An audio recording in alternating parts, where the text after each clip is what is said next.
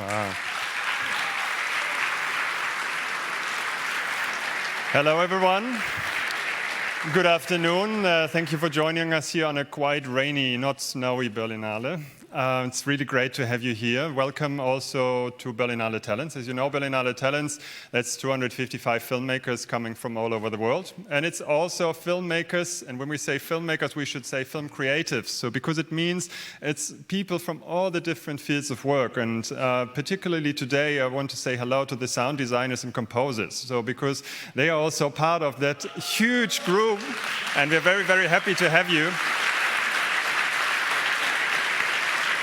And of course, they're obviously curious what's happening here, but once again, also sound design or music and everything which is part of the film, that's also interesting for everyone. So, and that's important for us, this interdisciplinary idea of film as something which comes together magically from all these different crafts. And we immerse right away into it, and I'll let you hear with, first and foremost, a wonderful moderator. So please welcome Anna Sarin.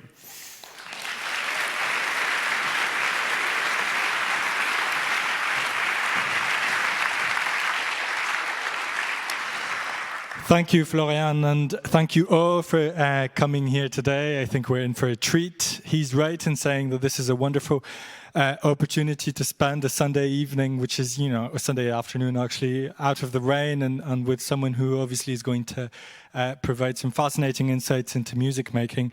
And I'm glad that you made it here as well, because if I'd listened to my mother, I wouldn't be here.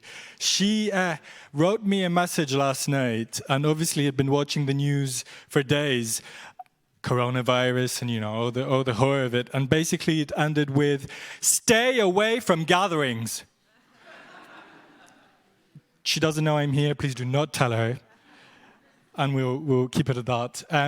We're very lucky, obviously, this afternoon to have a fantastic musician and composer who's done the scores for Joker and Chernobyl and is a cellist in her own right. Please join me in welcoming Hildur Guðnadóttir.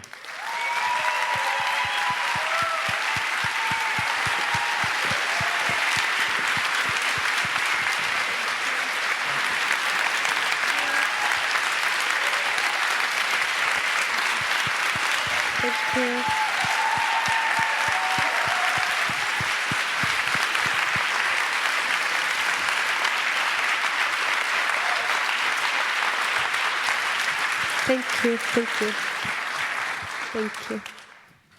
How tired are you? Would be my first question.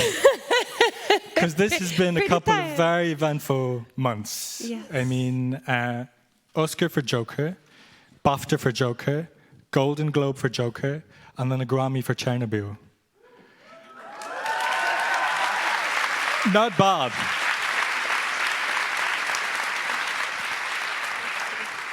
I guess the first question will have to be, did you spend last weekend at IKEA buying new shelves, or, how did you manage this? Yes, well, pretty much. I started my return to home by saying, okay, that's it, we're moving. And so, yes, I basically started my return to home by not having a home. So it's exciting times, new beginnings. Well, I guess, the more serious question is obviously when one receives such recognition on this sort of new degree of visibility, the immediate question is, what does it change? Does it change your work? Does it change the way you approach it? Maybe you want to, abandon film completely because of the loss of anonymity. We were talking about that earlier.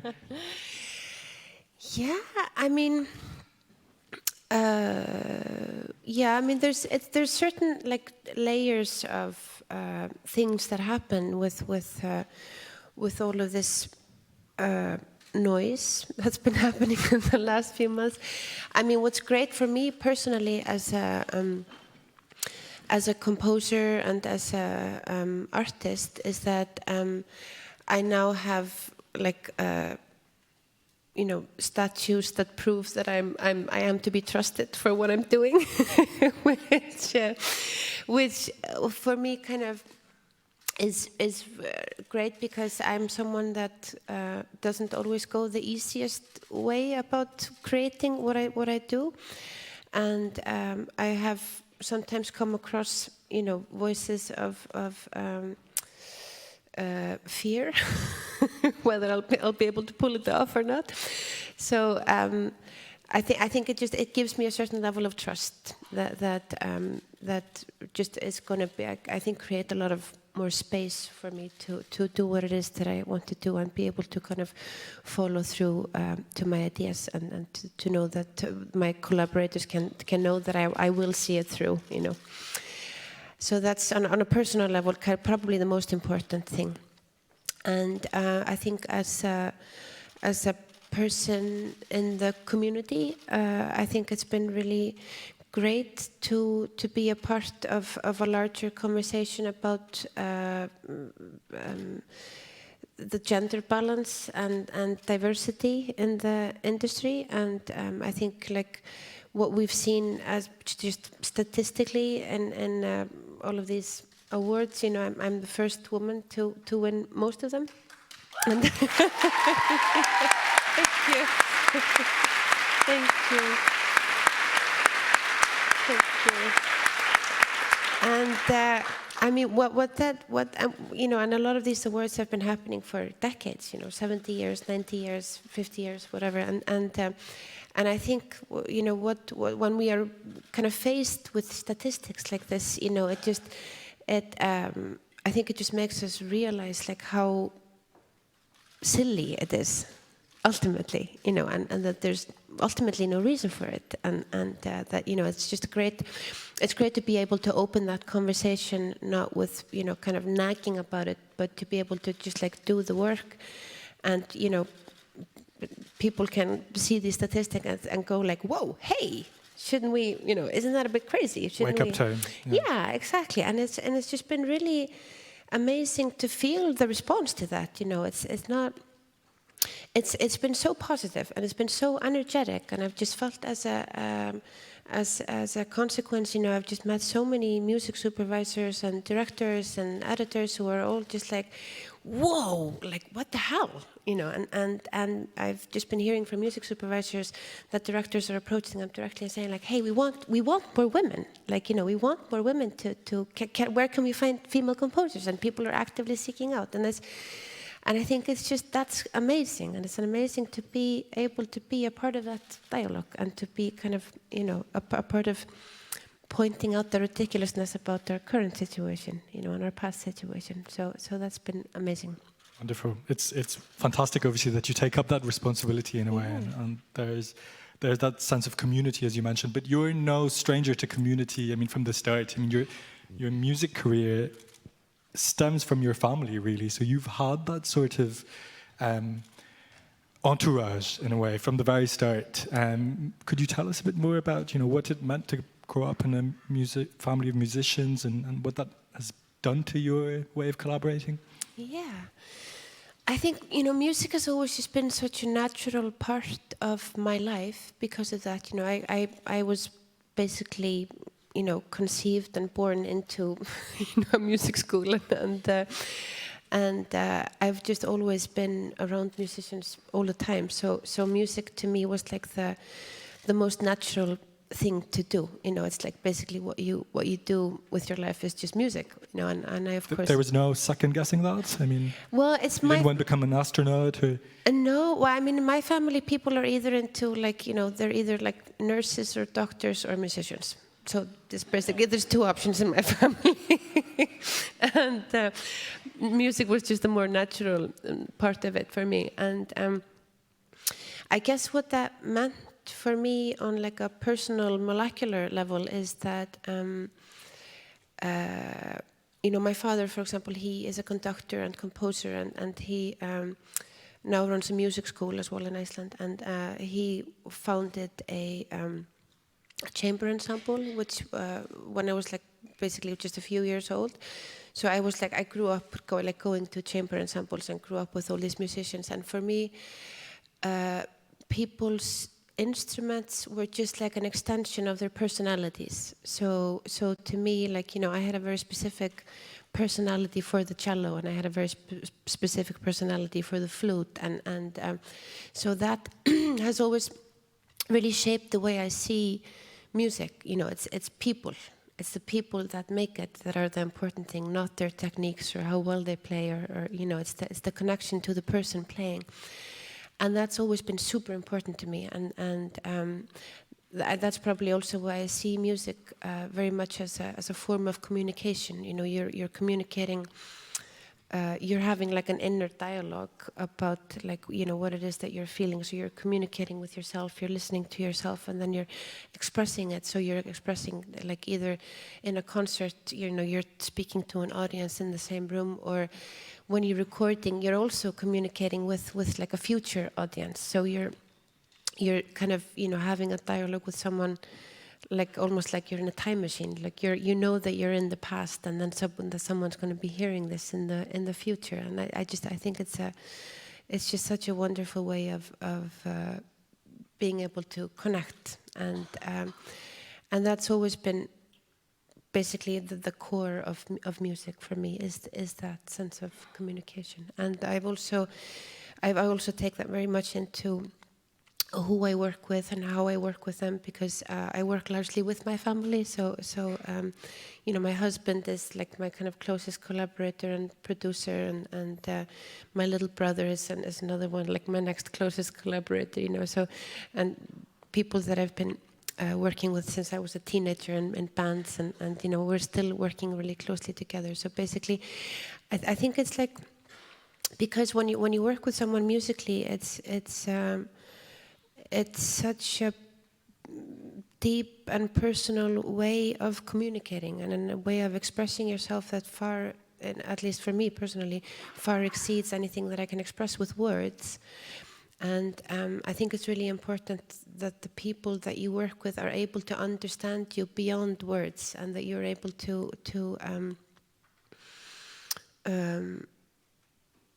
just go deeper. You know, I think it's kind of the most interesting way of going further and further within music and that dialogue is to have like a really long continued conversation. And I think it's a little bit like, you know, the difference between going on first dates all the time, you know, to having like a long-term relationship, because take that, Tinder generation. Yes. Exactly. I mean, you know, small talk can be fun, but it doesn't take you very deep. And I think that's the same with music. You know, so I tend to work with the same people like for a really long time, and my musical friendships, you know, they go on for decades.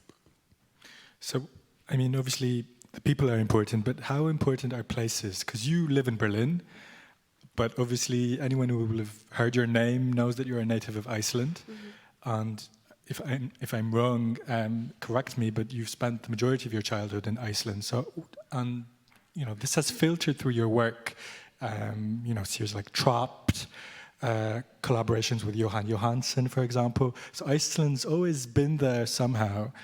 Could you tell us a bit more about, you know, what sort of connection it has and how it feeds into your creative process? Yeah. No, I mean, Iceland is definitely, it's very much from the same. It stems from very much the same place as I was talking about. Like the way that we work in Iceland is it's very communal, and I mean, Iceland is obviously tiny. It's like it's so small. so the music community, even though it's like, you know, it's takes up a large part of the population. You know, it's like the classic question, like, why are there so many musicians coming out of, you know, that tiny island? And I think it's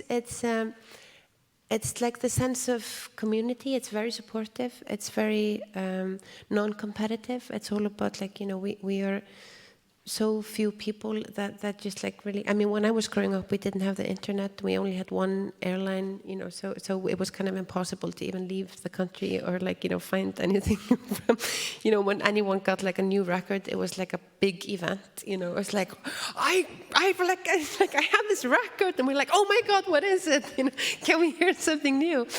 So it's you know, we just had a certain amount of amplifiers, like, you know, so we would just all share the resources that we had. So we would all play with each other, for each other, you know, come to each other's concerts and sell each other's tickets, and you know, it all stemmed from very much like a place of kind of pure creativity. Like none of us ever thought that we'd ever be able to live of making music. I mean, that just seemed ridiculous. Like no one did that, you know. And so I think that our drive was just like very much as we created music together as a way of hanging out, you know, and surviving the dark winters, you know. And I think that's something that's very strong in all of us still. And even today, like for example, one of my closest friends from Iceland, who I've been playing with since I was 14, you know, he came over to work with me here on the film work, and you know, he works as my music editor, and it's just like it's still the same thing, you know. We're still just like a part of the same group of people that hang out via music, you know. Yeah, perhaps actually we could listen to a track from your album, Saman. We could play that to get sort of into the mood.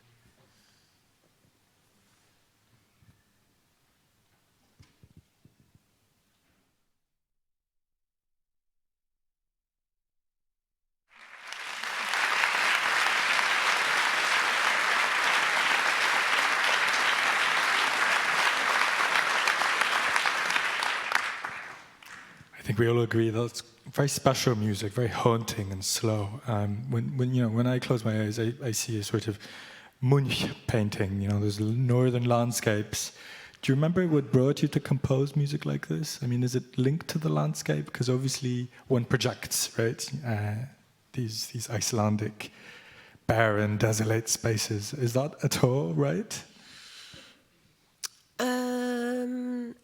Well, I think where you come from inevitably will always influence you in, you know, consciously or unconsciously. So I'm definitely influenced by Iceland and the landscape there, because I mean, the landscape in Iceland is very present.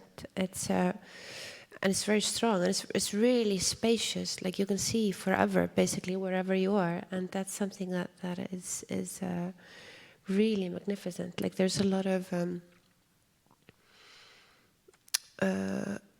it's just a lot of space in Iceland, and but I don't think like I'm necessarily like I'm not consciously like channeling a certain mountain or whatever when I write music, and I think.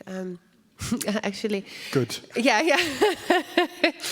And I think, especially in the later years, Berlin has actually given me a bit more mental space than Iceland has done, because you know, as beautiful as the community is in Iceland, it takes up a lot of space as well, because you know, I have 9 siblings, my family is gigantic, like, you know, it's there's a lot of obligations that comes with 9 siblings and God knows how many kids in the family. So it's what I like about Berlin is the mental space that you can have here, because it's very easy to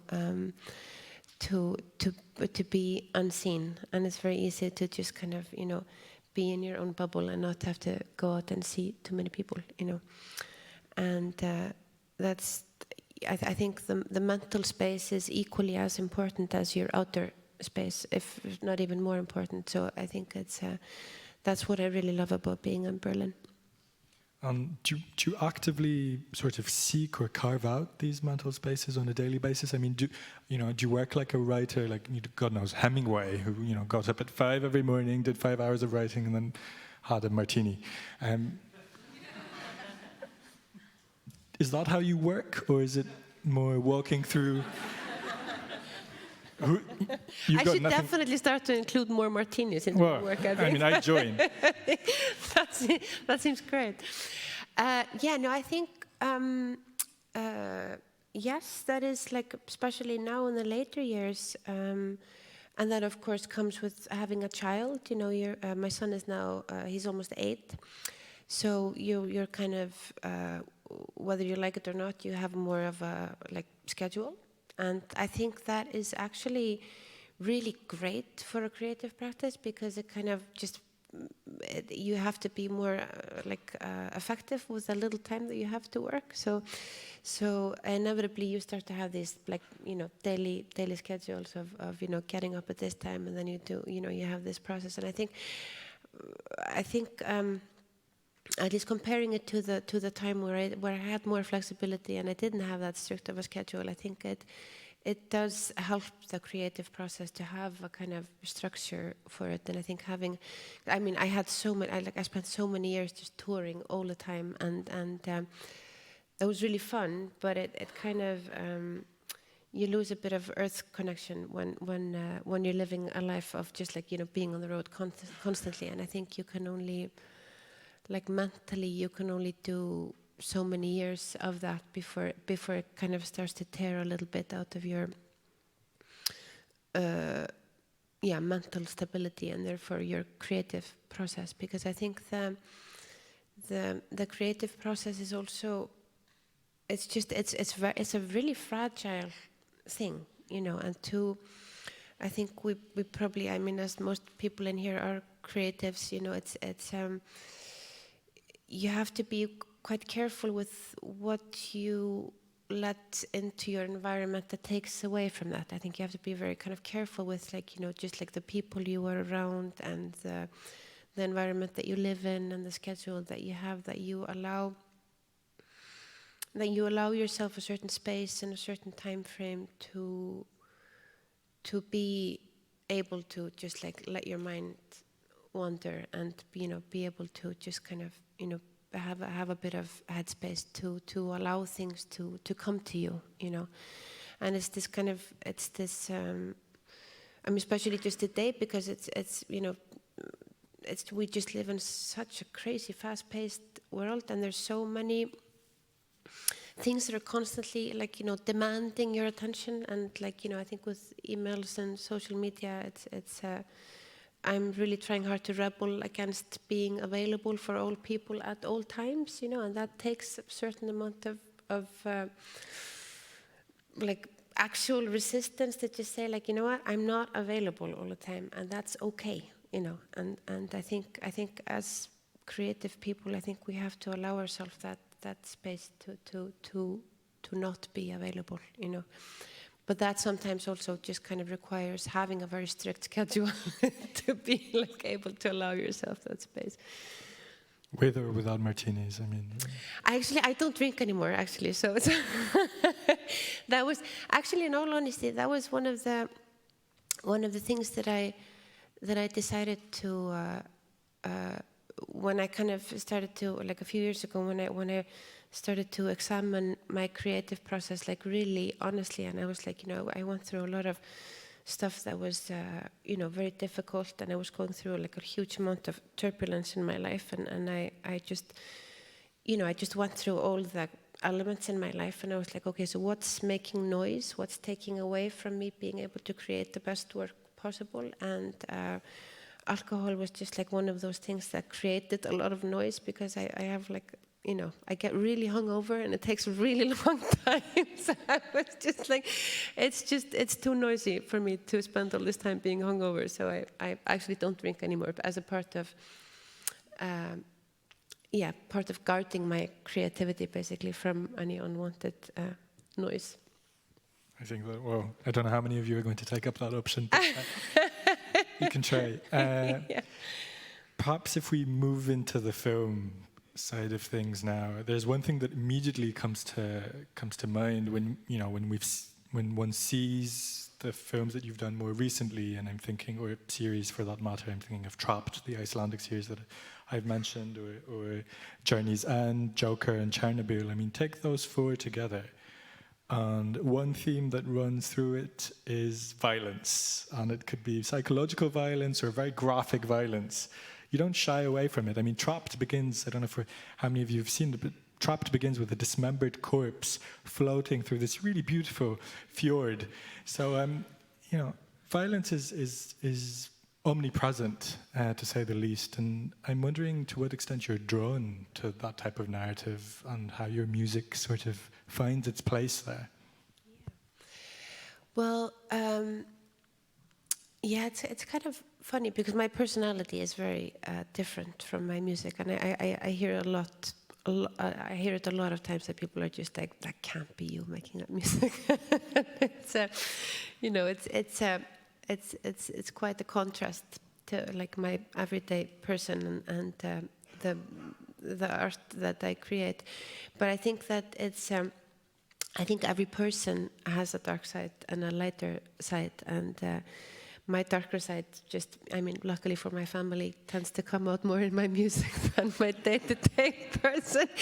I think I wouldn't be very fun to live with if I was, you know, doing the dishes like I do music. You know, I think that would be that would be like, you know, with broken glass everywhere. But you know, so I think that's just, you know, lucky for everyone that it turned out like this. But I think also my grandmother, who was a huge influence on me, and she was one of the she was the first female professor in Iceland. She was one of the first female doctors in Iceland. She was like an incredible. She was a communist, and she was like so stubborn and so strong, and just like she didn't let anything ever stop her. Like with her, you know, she's an incredible scientist, and I someone that was a really strong influence on my life. And she, when I was really young, she was like, you know, because she was one of these people that was so absorbed with her work that she was a virologist, and she would speak about viruses as people. You know, it was like a really, really wonderful, she was a wonderful person. So she used to like work so intensely, and you know, she raised 2 kids single-handedly, you know, at a time where that just wasn't allowed and it wasn't possible, and somehow managed to kind of beat the whole system at the same time. You know, amazing woman. And she said, you know, the only way to turn off your brain is to read a good crime book. And she taught me this like really early on. So I was, from really early on, I don't know how young I was. I mean, I must have been like, I don't know, 10 years old, when I had like read all of Sherlock Holmes and all of Nancy Drew and all like every detective novel that I could get my hands on. I would just kind of, you know, I would read and get totally lost in it, and I just always really agreed with her. Like that's the only way to kind of get lost, is just to be, you know, solving crimes. And it was just kind of, when I got to do that and music at the same time, it was like, oh, this is kind of fun, you know. So I guess that's kind of secretly, or I mean, now not so secretly, what kind of drew me into that world. And so maybe take us to that moment when your music meets film, or, you know, what happens there? Because did you grow up with lots of films? Were you a film buff, or was this completely another world and you were lost in your books and your cello, and that was it really? I mean, when does film happen for you? Well, I mean, I never intended to become a film composer specifically, so film wasn't really ever a medium where I was kind of always heading towards. It's always just been one of the things that I do, and I was kind of just drawn into. I've just always really loved stories, and I've always really loved storytelling, and that's something that that I think films are really incredible for, you know. And so I always loved films, but I also really loved, you know, reading, and I loved theater. So I actually started in theater as you know, working with music and storytelling as a joint force, and so it was kind of from theater that I was drawn into film as a medium for that. Well, I mean, that's not surprising, I think, when we think of the delicacy with which you score your films, and maybe we could take a closer look at Chernobyl, actually, which is a really interesting case study, which would have, or perhaps has, you know, been a good talking point with your grandmother, obviously, because of her, you know, her relation to communism and science, obviously. But that's a very particular type of narrative. Obviously, a TV series, so you know, you have to construct the whole identity of this really long narrative, and the challenges there are quite enormous. I mean, this is a historical event that has arguably, you know, brought down the Soviet Union. You could imagine that, you know, it didn't withstand the pressures of this. So how on earth did you start composing music for such a story? Yeah, I mean, I think it was really important to me that the music was factual. it was really important to me that the music wasn't creating a dramatic narrative that wasn't there, so it was really important to me that the music was based in reality and that the music was as as true to what it might have felt to be there as I could possibly get away with. And so it was really important to me, I think, that because this story is so, and the space of the event is so important, and the main character, of course, of these events is the radiation that we can't see with our eyes, and of course we're experiencing the story with a medium that's mostly eye-driven.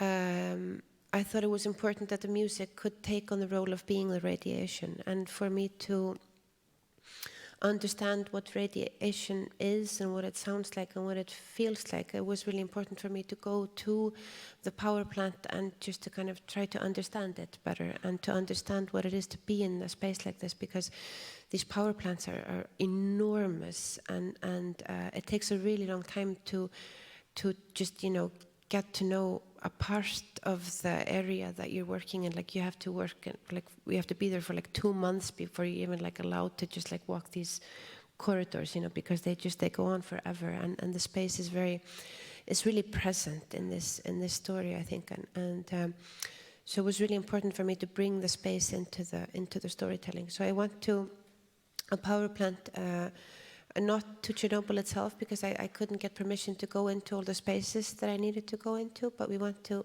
a power plant in Lithuania. It's called Ignalina, where a lot of the series is filmed. And I went there basically to just listen to the space and try to understand it and just capture what the space would be, what it could potentially be telling us, and what the radiation in this space would feel like. So I ended up taking that space, and in a way, I made a musical instrument out of the power plant. So I just took the sounds that I recorded there and folded, kind of massaged them into musical clay. So all the music in the series is made from these recordings, and all the sounds in the music come from the power plant itself, except for my voice, which is the only instrument, so to say. So I like all the kind of, because obviously the human element of the story is also really important. So the human element is kind of portrayed through my voice and what I experienced from the story itself. Okay, well, I think we have an excerpt of Chernobyl specifically on that sort of human element and the human consequences of that crisis. So maybe we can.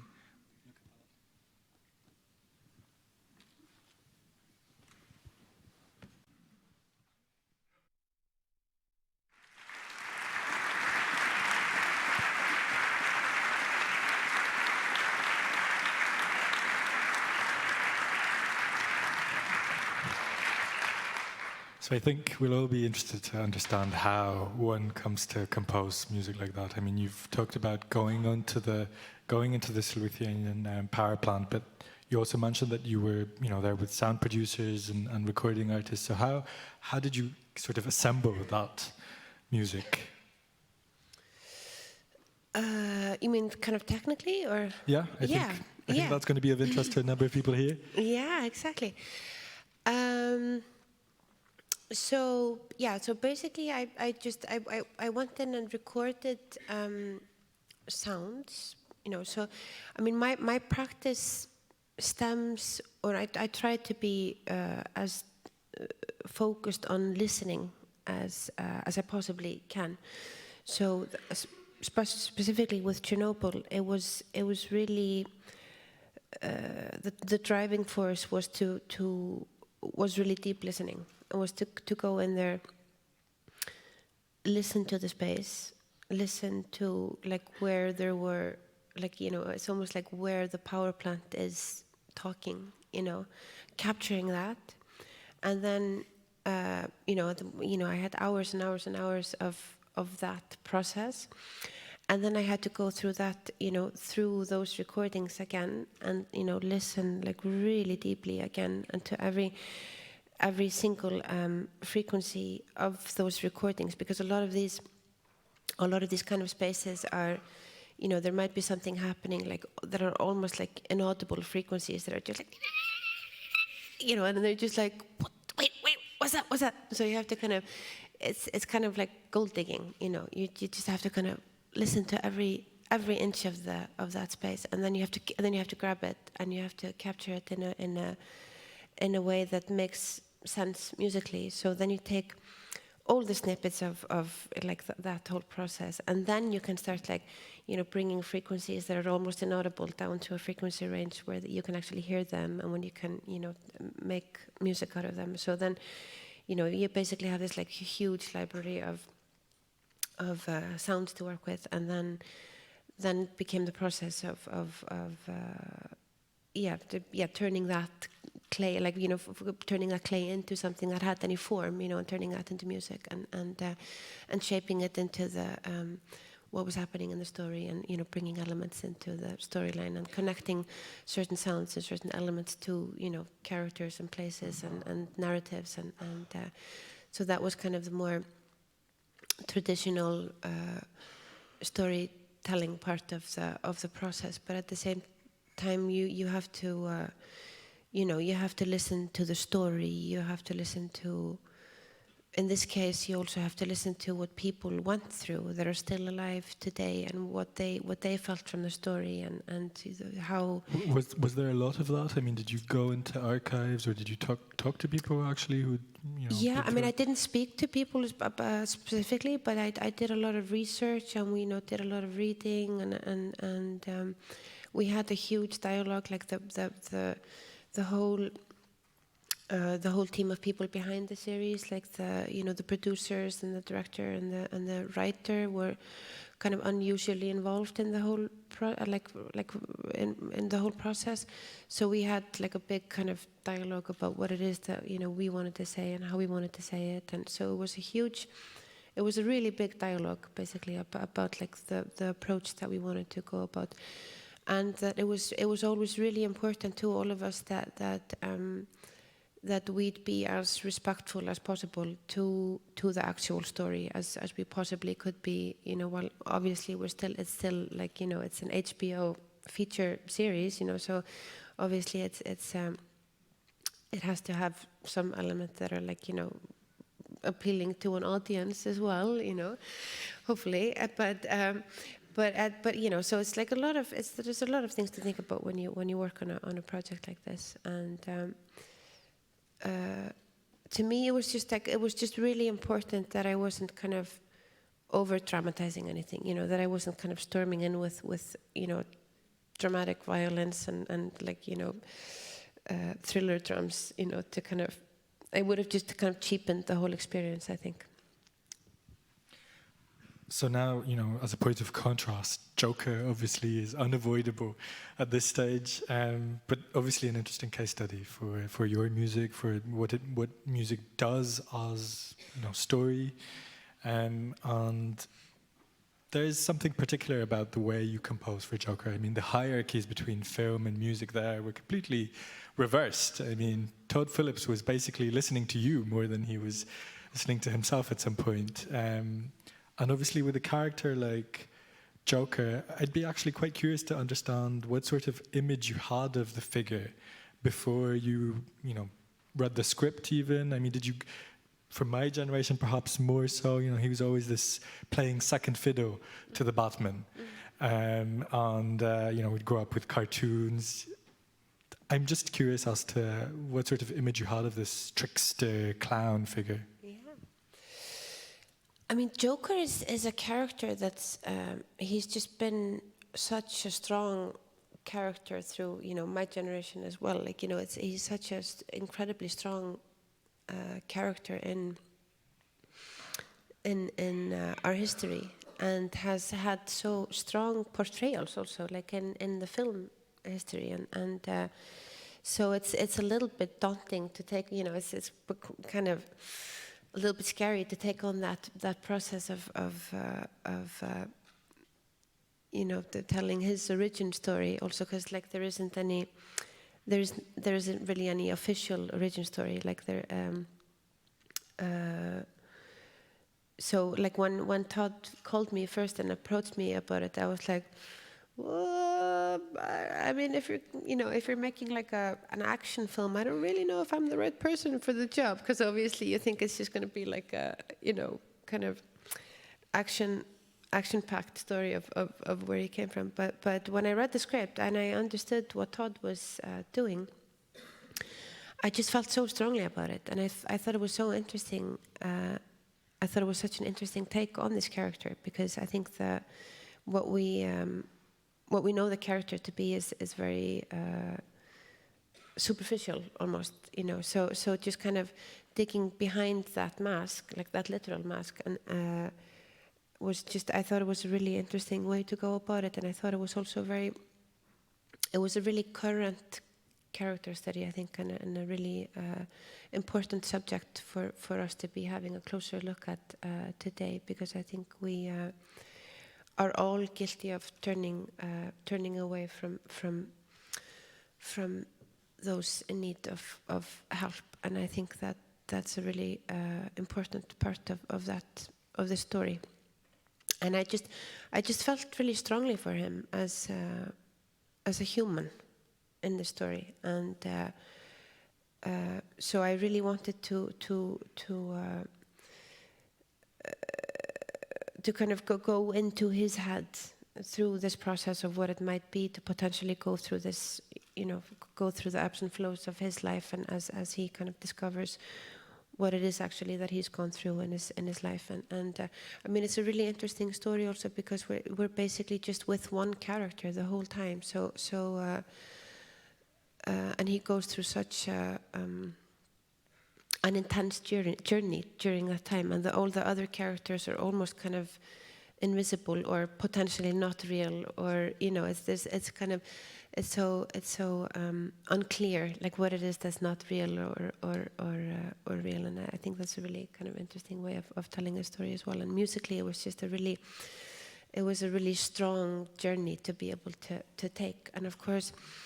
And in regards to how we made the film, it was also just really such a beautiful collaboration for me, because Todd contacted me as he was just like finishing a script, and he said like, well, when he talked me into reading it, and I really fell in love with it, he said like, are you interested in writing music based on your feelings of the script, which I of course was, because I just loved the script so much. And can I just ask at this point, yeah. I mean, does the music immediately start in your head when you're reading, or do you need that space, do you need a pause, and then something arises?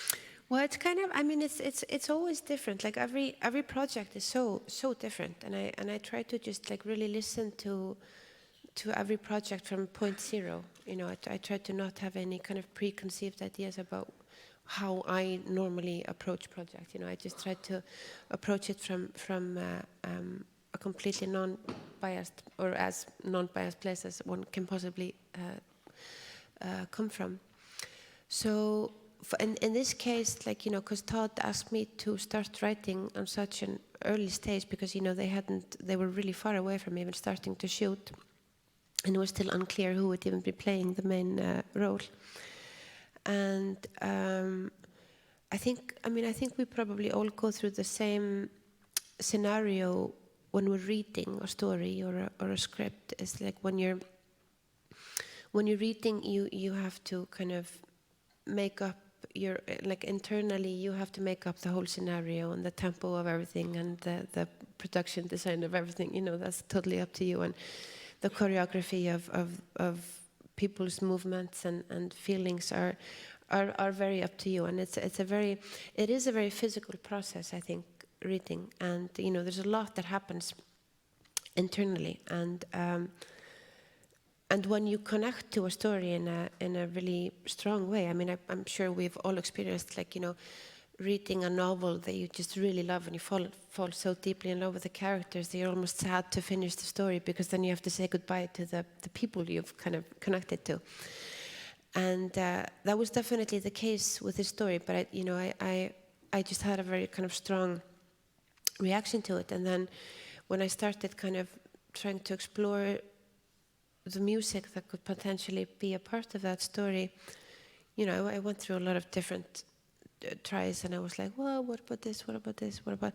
And then as I somehow kind of came across his what ended up being his main theme, it was just like, it was really like I was just like struck by lightning when the music came, because I was like, it was almost like the music and the feelings that I had while reading, that they just interlocked, you know, and it was just really kind of clear, like, this is what he wants to say, this is his voice, like this is his journey, and I've never had such a strong physical reaction to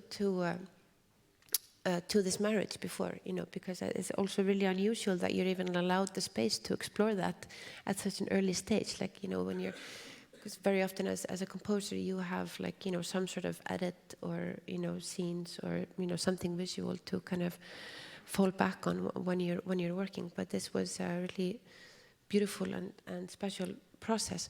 So, but I had never worked with Todd before, and so I was like, you know, when I wrote these initial themes, I was like, yeah, I probably shouldn't tell him, like, you know, I'm probably just gonna scare him off if I kind of bombard him with, like, you know, my, like, you know, psychological process of connecting to the music.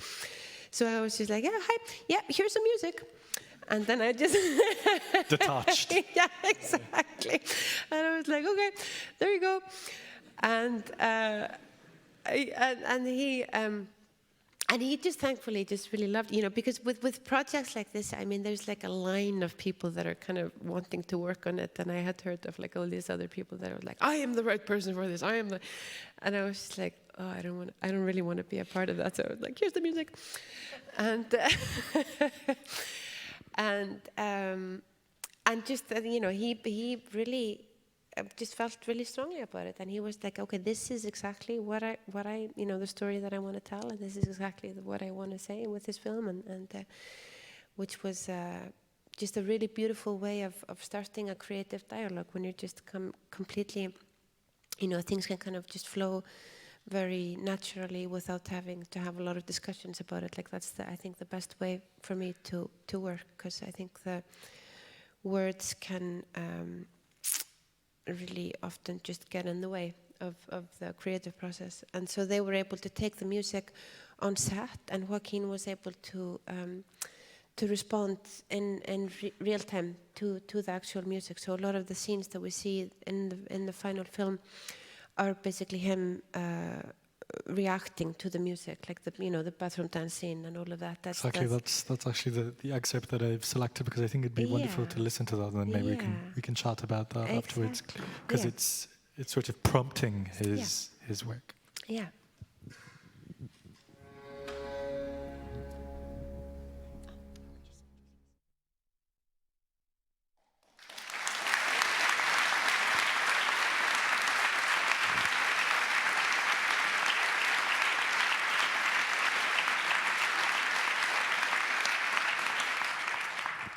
So as you were mentioning, you know, this is the bathroom dance, and you always have, it's quite interesting, you always have very factual titles to your pieces of music. I've noticed, you know, in Chernobyl it's Pump Room, and this is the bathroom dance. So this is the bathroom dance. And Joaquin Phoenix does something very special with this music, obviously, as I think, you know, a lot of people here will recognize. He sort of uses it as an opportunity for self-control, really, because the Joker at this point, I think we're third into the movie, has just killed 3 people in the subway, and then in comes this music. So, you know, how did you react to his performance? I mean, did it feel right? Is that how you imagined the Joker reacting? Yeah, I mean, that was really the magical thing, because it was exactly what I had like imagined, and it was just so incredible that because I didn't say anything to Todd about it, and I just, you know, it was actually one of the first scenes that they shot, because they didn't shoot in chronological sequence. So it was one of the first scenes that they sent, or it was actually the first scene that they sent back to me as a part of the, like, you know, what they call it dailies, when they send over, like, you know, stuff that they've been shooting. And I somehow had experienced exactly these types of movements. Like as I was reading, it was kind of like a very lyrical way of going through this transformation that I had felt, you know, but it wasn't scripted like this. So I had no way of knowing that they would tap into exactly the same things, you know, and that was just so phenomenal, because like this scene specifically was scripted, like, you know, kind of just straightforward. Like he was, you know, he after this shoots these people, he like hides the gun, looks in the mirror, says shit or whatever, you know. It was like, and Joaquin was just like, no, that is not how we transform this character, because this is kind of the transition from Arthur Fleck into Joker, and for Joaquin to also experience it so lyrically was, and so kind of physically in such a fluid way was just phenomenal to me, that he had like tapped into exactly what it was that I had felt. And so when I saw the scene, I couldn't believe it. I was just like, what? How could they have known? It's just like, this is amazing. So it was really one of the kind of the deepest and strongest points of collaborating, especially in the film world, that I've ever experienced. And it was like really amazing that we were all allowed the space to do that through our own forms of expression. Like, you know, I was given the space to express what I felt the music was like, you know, and then Joaquin is given the space to express what it is that he feels physically and performatively, you know, and at the same time, like the cinematographer is given the space to like, you know, have like just like a handheld camera and kind of go around that whole process and that dialogue without complicating it with, like, you know, talking about it too much. And I think that is it's a real strength of Todd's as a filmmaker, is that he gives people so much space to really work through their medium, you know, and he gives people so much trust to just like do their best work possible. And I think that was a really special process of this film. It's like everyone had so much space and everyone had so much trust from the process, you know, and he really shielded us really like magnificently from any outside influence that could potentially affect anyone else, like, you know, in that process. And I think that's a really special way of doing a film today.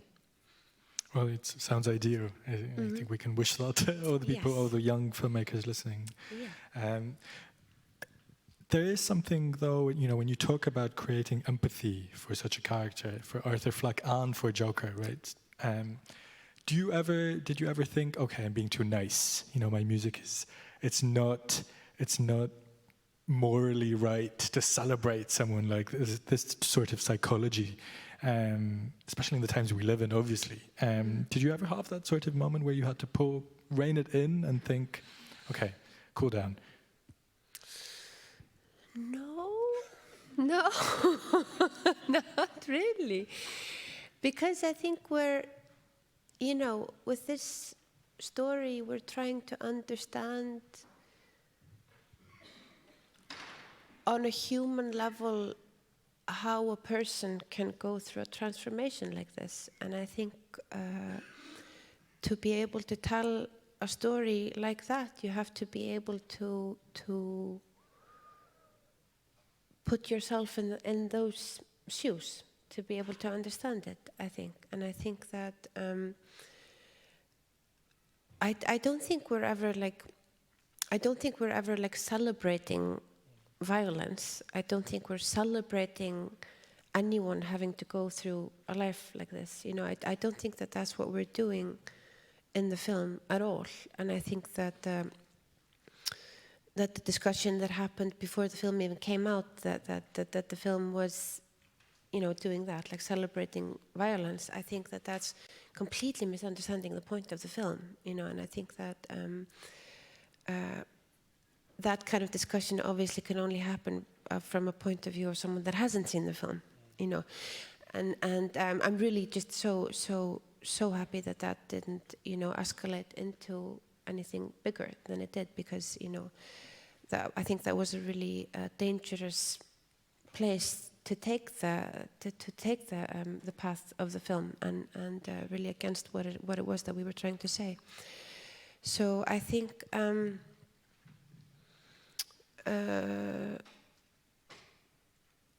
don't really think the music has too much empathy for him. I just think it's just trying to understand him, you know, and I wouldn't necessarily say that, you know, as the film progresses and as he turns into Joker, I wouldn't say that that's, you know, particularly beautiful music. It gets pretty violent. So, yeah, no. Fantastic, nice and short. Do you know, I think this would be a fantastic point to sort of ask the audience to pitch in. So if our little microphone angels can wander around. And I'm also very keen, because they normally never do this, but to take questions from very top. So I'll begin with that. Is that possible? I can't see anything, but just start with a question, and then your voice will drop down onto us. I have a question. There we go. The cello sounds in the recordings, did you play them yourself? Microphone. Yes, I play all the cello.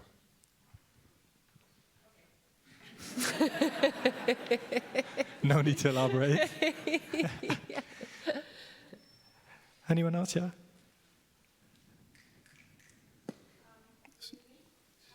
Sorry, someone's just got the mic. We'll get to whoever you are next, I promise. So I'm an alumni of the Talent Campus as a sound composer, a sound artist.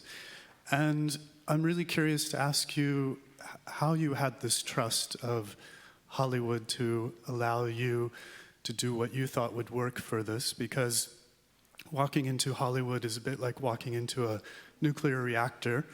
And most artists won't get any kind of final say with how their music is being used. And it's not a collective process, it's a giant industry. So I'm just curious how you had that. Did you have reservations about having your music used in ways that you didn't think would work for what you wanted to provide for that story?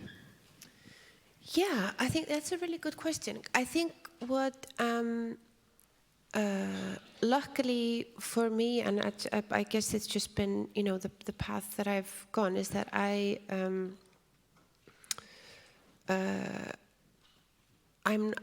started as a musician first. Like I kind of found my voice first before I even started working in film.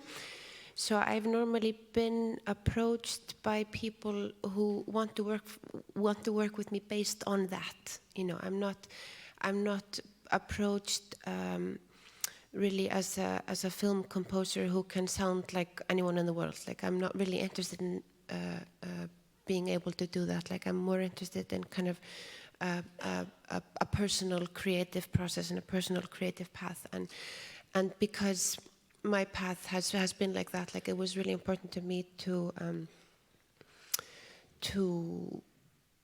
kind of know where I stand as an artist before starting, like, you know, collaborating with other people, you know. So I'm really lucky in that sense that I'm normally approached from that perspective. And also, I mean, it definitely took some stubbornness to be able to get to the point of being trusted, you know, both as a composer and also as a woman in the industry. You know, that took some standing firm to get to that point. But I was just particularly lucky this last year that I had a lot of. I was working with really strong filmmakers that had a really strong identity, and they were able to kind of shield me from a lot of the noise of the industry, like you know, from the studio and from the kind of normal Hollywood noise and the normal kind of Hollywood politics. You know, I was kind of able to not hear that very much and just kind of follow what it is that I wanted to do. So So I'd say that it's really important to stand with yourself as an artist first, you know, and then venture into collaborating if you can, if that's at all possible, because I think you'll end up having more artistic freedom in that way, I think. I promised a question to someone. Where are you? I know what you're going to say. Ah. Do you know someone? Yeah. No. Okay.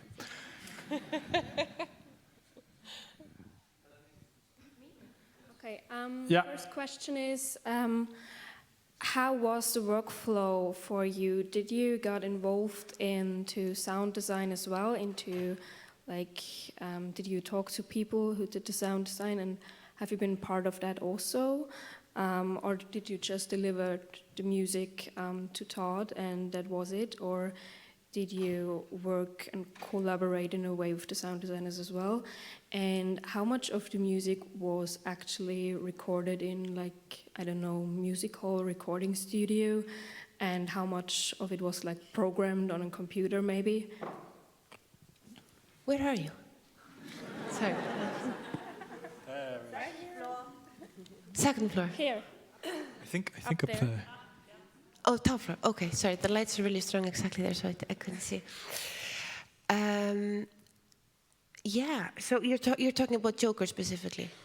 Yes. Yeah. Okay. So because Chernobyl was a really different process, and I was really involved with the sound design in that case. But for Joker, I wasn't. The sound design came in after the music, so the sound design is almost kind of working around the music, and so I didn't really have a lot of dialogue with the sound designer at all in Joker. Although I do think it's in general really important that the sound design and the music are really interconnected, because I think it's, you know, that there can be so much support that each element can get from the other. So I think the closer that you work with the sound design, the better. And I'm completely against this conversation of, like, you know, is it sound design or is it music? Like, for me, that's not important at all. And I think what's important is that the art form itself as a complete thing works as best as possible, and that the story is served as best as possible. For the music studios, I recorded all the cello parts here in Berlin, so in my studio or in like another friend's studio here in Berlin. And the orchestra is recorded in New York in a kind of bigger studio there. So all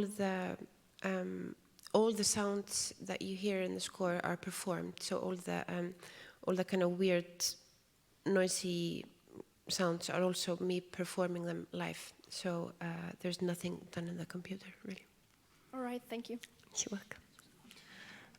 There's a gentleman on the first row in the balcony in the very middle. Ah, wonderful.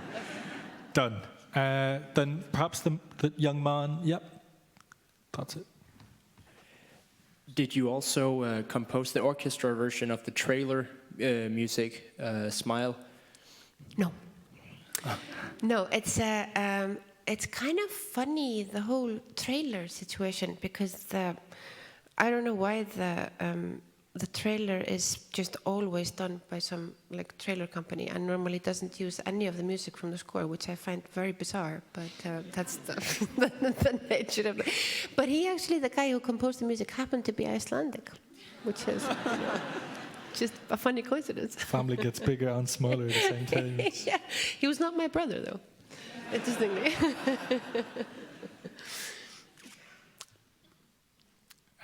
Just maybe down here, the lady in the front row, and then lady in the front row. Yeah, that'd be nice. Thanks.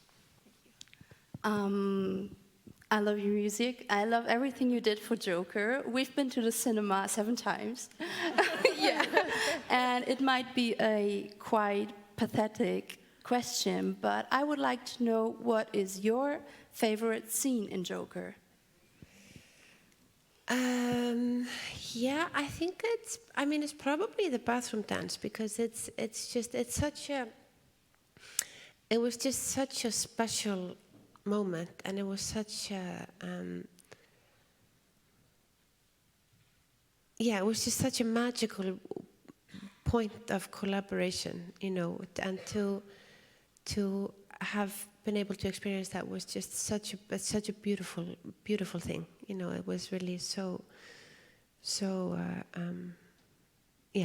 just so special. So I think that's probably my favorite scene. That's not a pathetic question at all. It's a very good question. Hi. You talked about recording in Berlin at your home studio, so I wonder what's your favorite listening environment and perhaps recording environment, and which sound system you use at home? Yeah. Getting technical. Yes, exactly. Well, I'm so funny. Gear isn't really very important to me, and I'm more the type of person that I love technology. I love building instruments, and I love working with electronics, and I love just kind of being in it. But when it comes to having the right speakers and the right cables, and I'm just like, is there sound great? So I think what I listen to at the moment at home is actually just like a Bose Bluetooth speaker, but that also has to do with that I just moved, and my whole life is in boxes, and it just I happen to be able to throw that around. But my studio that I have, it's a really great place, and it's a great. We have a whole floor in an old industrial building, and there's we have a really lovely community there, and each one of us has there's almost kind of 7 to 10 people working there on a day-to-day basis, and we all have separate rooms.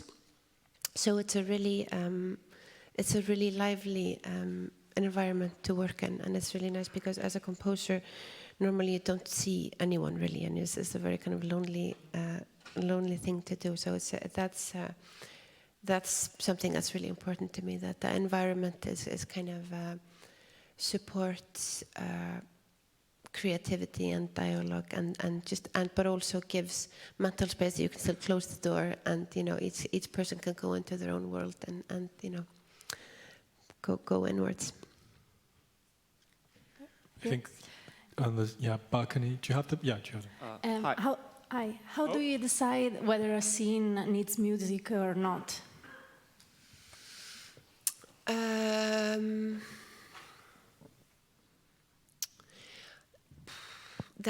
That's a huge discussion,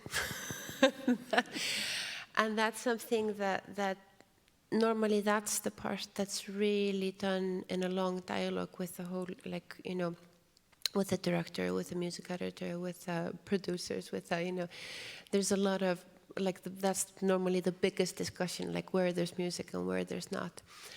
But I normally my stance is that I like to have less music than more, and not because I'm lazy. It's more because because I think the progress that we've had in cinema and TV and kind of commercial cinema and TV today is just that there's music all the time, and I think that it doesn't give the audience enough space to be able to form their own opinions about the stories that are being told.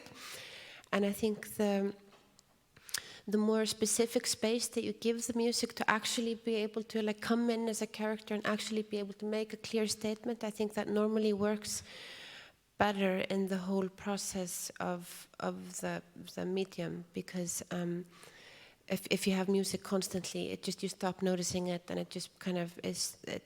ends up being just like this kind of thing that's highlighting every single emotion, and I don't find that very interesting as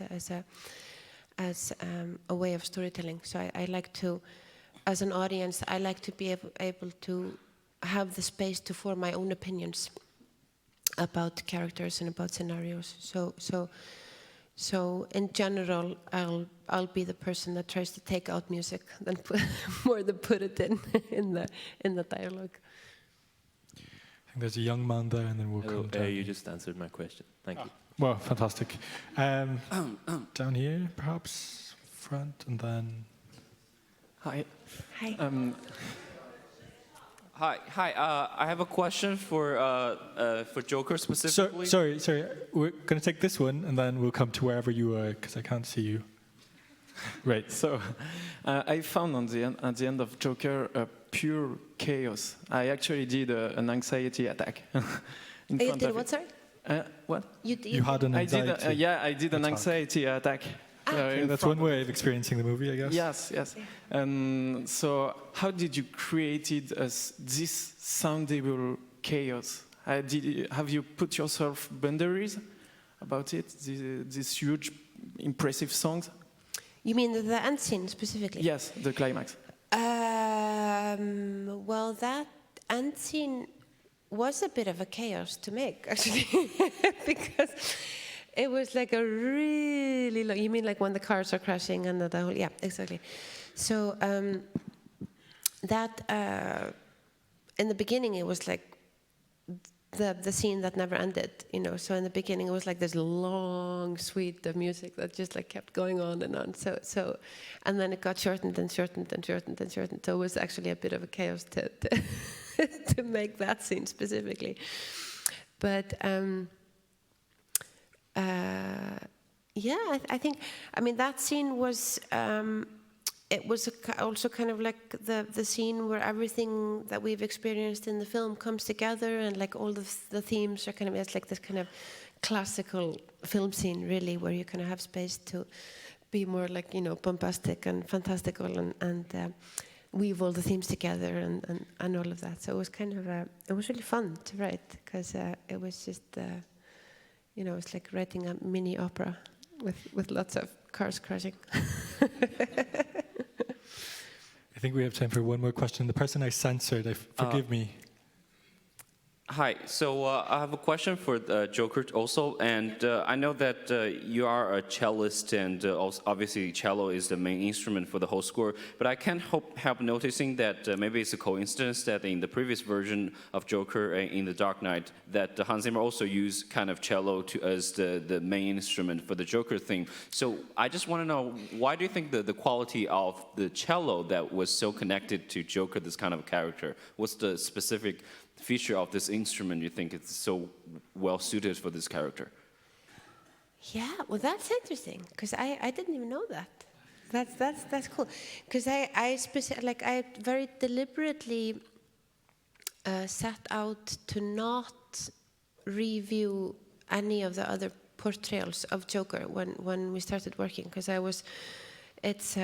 when you take on such a strong character, it can be a little bit daunting, like to take on the history of the portrayals of him as well. So I actually very deliberately didn't listen or watch to any of the other films or the film scores. So I actually didn't know that it was the cello that was the main theme for Hans Zimmer's score. But I think, I mean, maybe Todd knew that. I don't know. Might be, but I think he when he contacted me, he like went through my whole catalog and obviously knew that the cello was my main instrument. So I think that was actually one of the only things that we talked about in the beginning, that he wanted the cello to be the kind of leading voice in the score. And I mean, practically for me, it's just kind of convenient because that's the instrument I play. But I think also just the cello is, it's just a pretty good instrument for kind of, you know, it has like the kind of exactly the emotional range of a person, you know, because it has like a very similar frequency range to like the human voice and the human feelings, and it's very close to your heart when you play it. So it's kind of it's easily manipulated into into emotional poking. Right, I think if someone has a question that's not related to the Joker. Oh, yes. Okay. I'll give you my. Hi. Hi. You told us in another interview that when you went to the Ignalina power plant, you found a door that made a specific sound that was really exciting and you recorded it. Yeah. Some frequency that was really amazing. Could you tell us where you used, in what scene you used that sound of the door? Yeah, well, that door ended up becoming like the kind of big soloist of the score, because it wasn't making only. I mean, it was pretty interesting because we just accidentally bumped into this door because we were going to record in another room, and it just didn't have electricity. Funnily enough, when you're in a power plant, we couldn't get electricity in that room.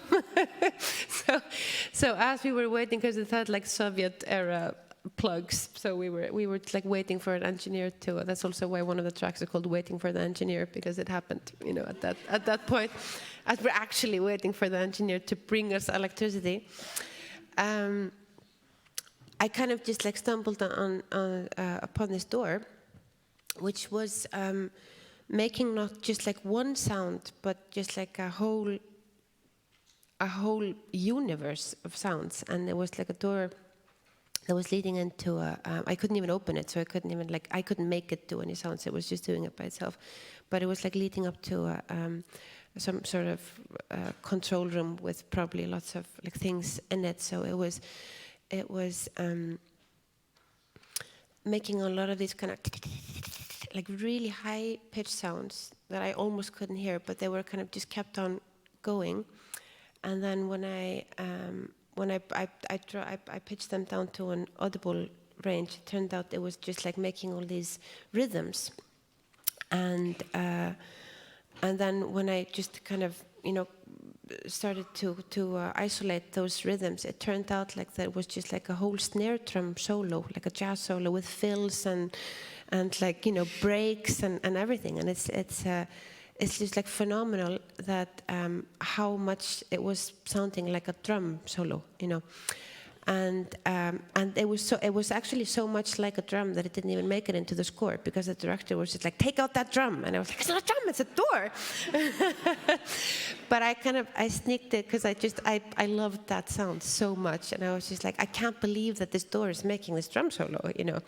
And I didn't even have to quantize it, you know, it was just like doing it.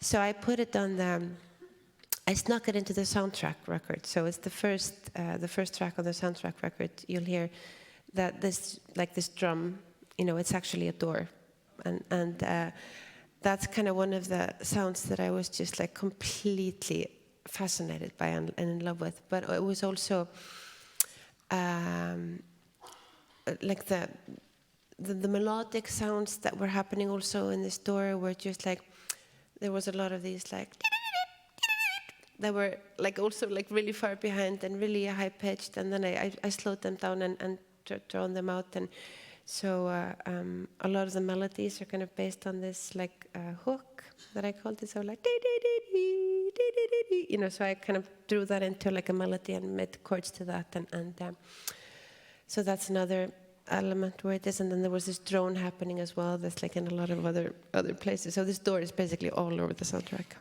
Yeah.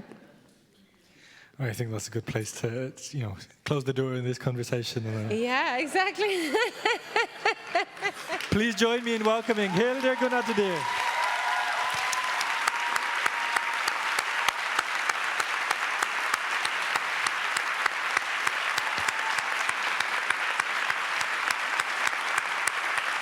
Thank you. Thank you.